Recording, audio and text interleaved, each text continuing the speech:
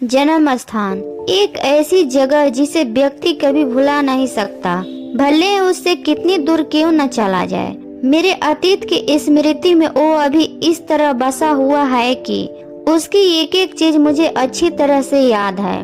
मेरे पापा सिंचाई विभाग में इंजीनियर के पद पर कार्यरत थे, तो उनकी नौकरी इस तरह थी कि उनका बदली होता ही रहता था। यही वजह रहा कि मेरा बचपन कई शहरों में गुजरा। हाँ, तो मैं बात कर रही थी अपने जन्म स्थान यमुनानगर की। शहर से बाहर की तरफ सिंचाई विभाग का दफ्तर, जो कि मेन गेट से बाईं तरफ था, और उसके दाहिने तरफ कुछ दूर जाकर सरकारी मकान बने हुए थे। जिस घर में मेरा जन्म हुआ उसकी सबसे बड़ी खासियत यह थी कि उसके आगे की तरफ घर में ही सुंदर सा बगीचा था, अंदाजन 100 गज तो होगा ही, और साथ ही पीछे की तरफ भी काफी खुली जगह थी। घर के दाहिने तरफ बड़ी से खेतनुमा जगह थी, जहां पर गन्ने और हरी सब्जियां लगी हुई थी, जिनकी देखरेख सरकारी माली करता था। बगीचे में एक बड़ा सा आम का पेड़ था। मेरे चाचा जी जो उस समय हमारे साथ रहते थे, तो हमें उस पेड़ का डर दिखाते हुए कहते थे कि अगर हम भाई बहन में से कोई भी गलती करेगा तो उस पेड़ में लटका देंगे। अब बच्चे तो बच्चे ही ठहरे, सबकी सभी बात को सच मान लेते हैं, तो हमें भी उस पेड़ से थोड़ा सा डर लगता था। यमुनानगर में हम सिर्फ 5 या 6 साल रहे होंगे।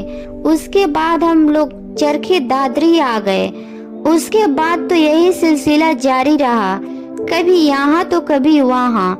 यमुनानगर वाले घर की यादों में एक घटना ऐसी है कि मुझे अभी तक याद है।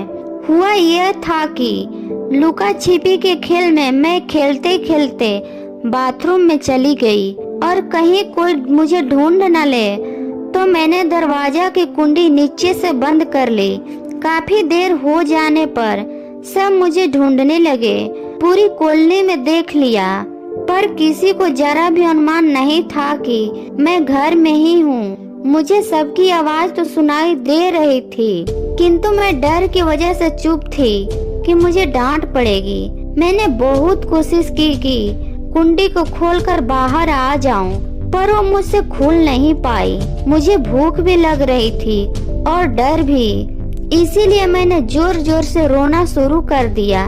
तब जाकर सबको पता चला कि आखिर हुआ क्या है।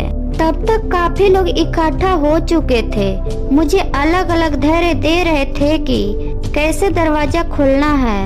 कोई मुझे तसल्ली दे रहा था कि घबराओ मत, अभी तुम्हें बाहर निकालते हैं।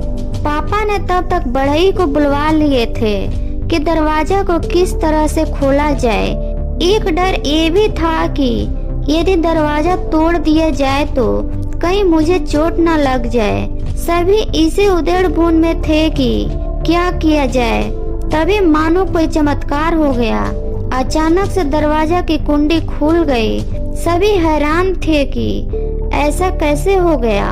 अब तो सब मुझसे पूछने लगे कि कुंडी कैसे खुली। मैंने तुतलाते हुए जवाब दिया कि ऊपर से रोशनदार की तरफ इशारा करते हुए गुरुजी आए और कुंडी खुल गई।